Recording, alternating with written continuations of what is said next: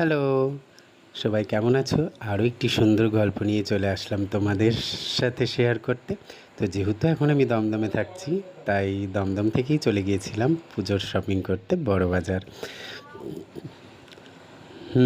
আমার জন্য নয়, গিয়েছিলাম দিদির মেয়ের জন্য শাড়ি কিনতে।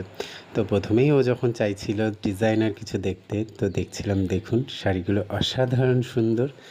আর এখন তো এই শাড়িটা খুবই এখন ট্রেন্ডিংয়ে চলছে। তো দেখছিলাম খুব সুন্দর সুন্দর শাড়িগুলো ছিল।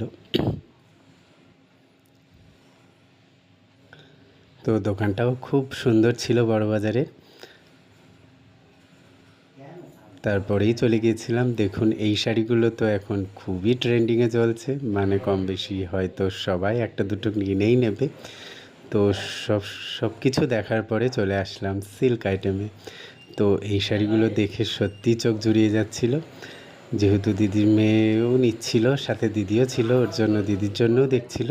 তো এইসব দেখলেই মনে হয় পুজোটা হয়তো এগিয়েই চলে এসেছে, আর কিছুদিনের মধ্যেই পুজো। তো দেখে বলো কেমন লাগলো ব্লগটা। টাটা।